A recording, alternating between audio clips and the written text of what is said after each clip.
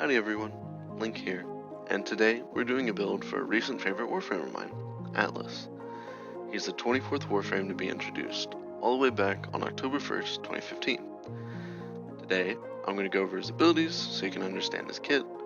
I'll show my main mod setup that should take you through pretty much any content in the game that you would normally encounter. I'll also show an additional mod setup for using one of his augments to loot farm, because surprisingly, he's a loot frame. And then I'll show off my passion towards the end, and at the very end of the video I'll cut my commentary and play him in a few different mission types. I'll show off survival and probably an Archimedean mission, so you can pick up how to play him, though in all fairness he is really simple. So first things first, let's talk about his abilities. Atlas's first ability is called Landslide, using his exalted weapon, Landslide Fist, which, go figure, allows you to go and punch your enemies. The more you punch, the more damage you do, due to your increasing combo counter. You also get more range each time you punch, so your first punch would reach 4 meters, your second would reach 6, and your third would reach 8. And that is at base, and then you can change that for modding. On top of that, the more you punch, the less energy you consume, and with an augment mod that we'll cover in the modding section, you can even reduce the cost of Landslide Fist down to 0. Damage-wise, it is primarily an impact-based weapon, but we can change that with some modding, so we'll cover that a bit more when we get to modding his Landslide Fists. So let's move on to his second ability, which is called Tectonics. He raises up some rocks to form a wall, similar to Volt Shields. However, unlike Volt Shields, you can't really shoot through them, and they're HP based and not duration based, so these walls can easily be destroyed. Even in Steel Path missions, they're not super great. The other part to this ability is that if you cast again, you send the one wall that you have towards the enemies to deal a bit of damage. In all fairness, you can use this ability, but it would probably better serve as your subsume slot. But moving on to an ability that you can and do want to keep, Petrify is Atlas's third ability. You essentially become Medusa. When activated, you spawn an invisible cone in front of you at about an angle of 120 degrees. Anything that is caught in that angle is petrified, acting as Atlas's second version of CC, or crowd control, aside from his primary version of CC, just punching them to death. Though, a quick note, you cannot use Petrify on Overguard units, as they are immune to CC, and again, this is a version of CC. However, there are benefits to be gained from this temporary stone prison before you punch them into rubble. While petrified, enemies have an increased damage vulnerability, so you just straight up deal more damage to them. And when you defeat a petrified enemy, you are granted some rubble, which is Atlas's unique resource, and it's part of his passive, but it's not actually mentioned in the passive that is displayed when you hover over it, but we'll get to that in just a sec. Speaking of his next ability, it is called Rumblers. You summon 2 Rumblers to fight with you. They can take enemy aggro, and if there are any nearby enemies when you cast the ability, they're also petrified, so more of a close range petrification. And then similar to the wall you made with Tectonics, Rumblers are HP based, however they are a bit more useful and a bit more tanky. They can pull aggro and they explode with some blast damage. They also drop some rubble upon their death, which is super useful to upkeeping your rubble. Finally, we're going to cover Atlas's passive. Reading it will only tell you half of it, so we'll cover that first because it's pretty simple in all honesty. And the red passive is that while Atlas is on the ground, you effectively have prime sure-footed, meaning you can't be knocked down. And since we're punching most of the time, this is a phenomenal passive to have, and it lets us fit in other useful mods in our Excellence slot, which is really convenient. The other part of Atlas's passive that isn't mentioned is his unique resource, Rubble. Rubble is acquired when defeating petrified enemies, or as mentioned when your Rumblers die. This grants Atlas a flat armor value that decays over time, but can be halted temporarily by acquiring more Rubble. Each bit of Rubble that your Rumblers drop will be about 50, and I think this is also true for defeated petrified enemies, but with the build that I'll present today, you'll passively gain this, well, quote unquote passively. It's more so integrated into the gameplay loop, so you won't have to worry about using Petrify all the time to build it up. So now that we have our abilities out of the way, let's get into mod setup, shall we? First, let's talk about our aura slot. For this build, I'm going with Growing Power, mostly for our subsume of choice, Wrathful Advance, which is Kalervo subsume. If you don't have it, don't worry, you can just as easily replace it with Roar for the damage boost, or if you don't have the ability to subsume yet, you're more than welcome to just leave it be. You could also run the Steel Charge Aura mod for additional mod capacity if you don't have as much Forma available at the moment.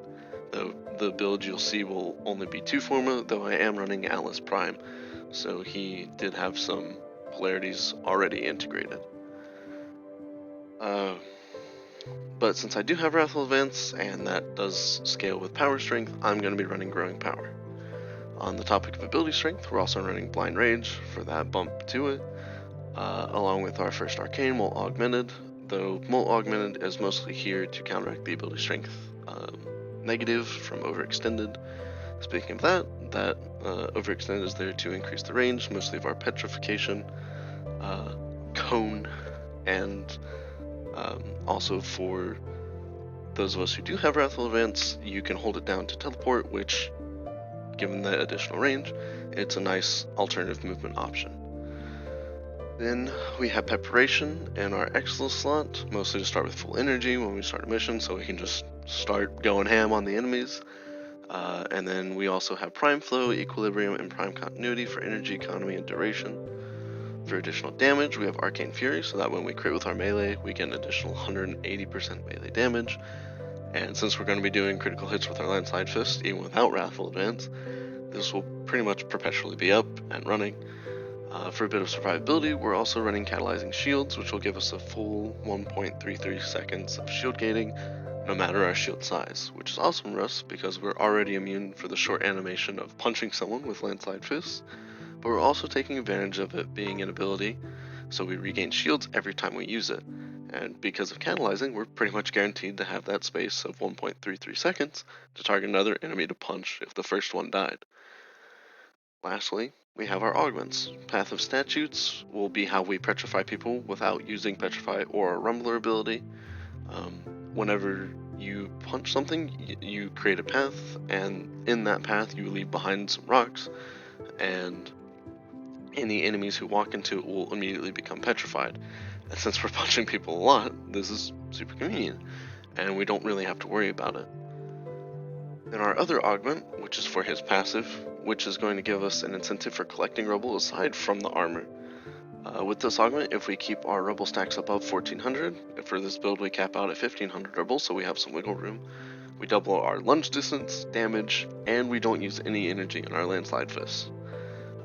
Now, for those who are wondering how we're going to replenish our shields, because Landslide Fist is going to be our primary weapon, and if it costs 0, and the augur mods require converting energy to shields, how are we going to regenerate our shields then? It's a valid question, but for whatever reason, we still do regenerate shields. Specifically, we regenerate 3 shields, but it's not a lot.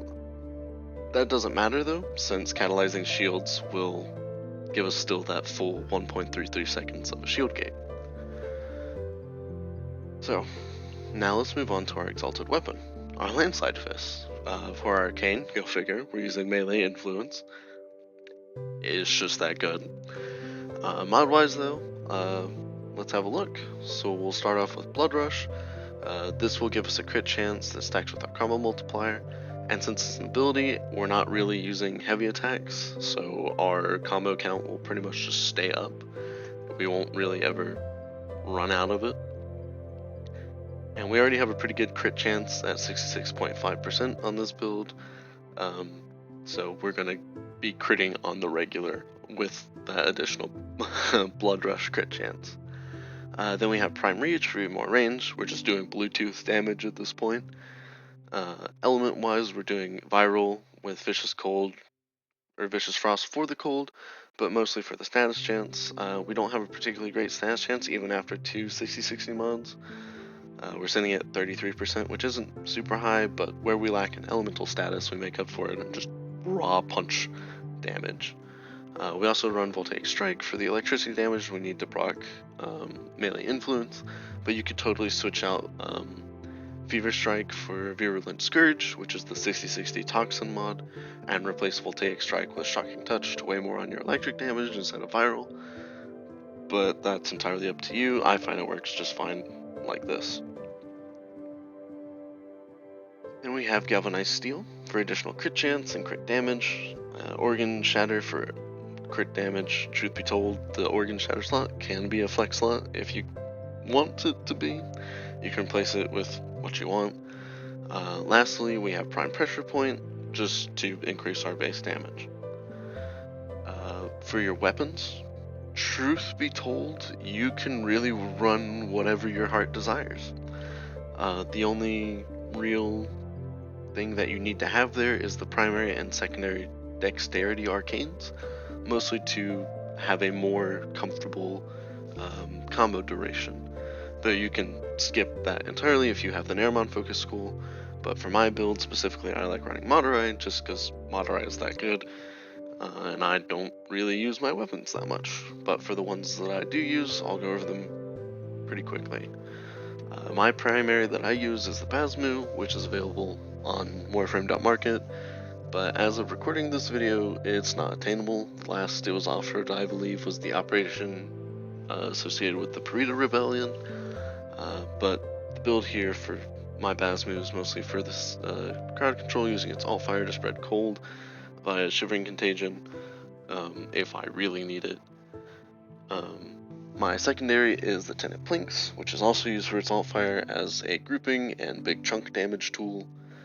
This is available though, you just have to hunt a Sister Parvos. Lastly, for your melee, you don't technically need to run one. However, I am running the Dark Sword as a slam weapon. You do need a Riven to make the Dark Sword work though, but this weapon is also available, though only time to time in the Nightwave shop. An additional tip that can help you a lot is if you have an Arch Gun equipped or have the ability to equip an Arch Gun, you should also put the Dexterity Arcanes on that Arch Gun. Even though it's not actively in your hands, you still get the benefit of that, I believe it's 15 seconds that you get from having both Arcanes added to your combo, which is huge. It is really convenient. Finally, let's look at our companion and its weapon. For this build, I'm using the Nautilus, though truth be told, you could use just about anything you wanted. Mod-wise, I'm using Duplex Bond because Wrathful Advance, Petrify, and Rumblers do consume a fair bit of energy, and I do like casting them. Our companion's goal, though, is primarily priming. We also have the usual things like Primeval Instinct and Vacuum for item detection and pickup, Contagious Bond for potential status spreading in case our companion does get a kill. Tenacious Bond is important for the crit damage multiplier. We have Cordon for grouping, which is just more convenience than anything. For its weapon, we're using the Burst Laser Prime, so we hit that crit chance threshold for Tenacious Bond. It is just a priming setup for viral, heat, and magnetic. Last thing of note, I do have 5 Tau purple shards for dealing crit damage on my melee, and double that percentage when above 500 energy, which we do hit comfortably. And once we have enough rubble, we don't use any energy with our landslide, so it's pretty much just free additional damage. But this build will work just fine without them. You just gotta punch a bit more. And so that's pretty much all I have to say. I'll quickly put on screen my loot build. It's pretty similar, though truthfully you could just switch out one of the augments for the Petrify augment. You could even switch out the overextended mod for the Petrify augment as well, if you wanted to not change the first build a whole lot. And then quickly, here's my fashion. It's pretty simple. I kind of wanted to go for a Robo Recall look slash Armageddon or like apocalypse vibe. But yeah, so this is my Atlas build. It works, I'd say, pretty well. So I'm gonna stop my commentary here. I hope everyone has a good week, and you'll see over the next probably 10 minutes me doing a couple different mission types, probably survival again, and whatever is the first week, or first mission in this week's Archimedia, just to show it handling higher level content. But note, I won't be taking any of the restrictions in the Archimedia mission, so your mileage may vary depending on what is presented to you restriction-wise that week. So, thank you. Have a good day.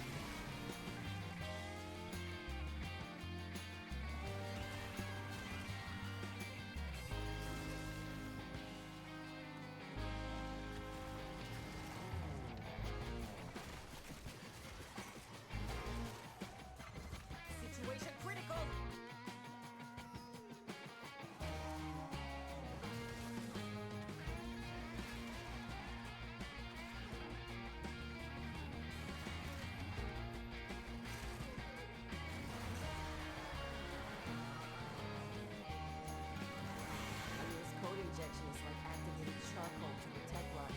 Makes them puke these hell scrubbers right back up.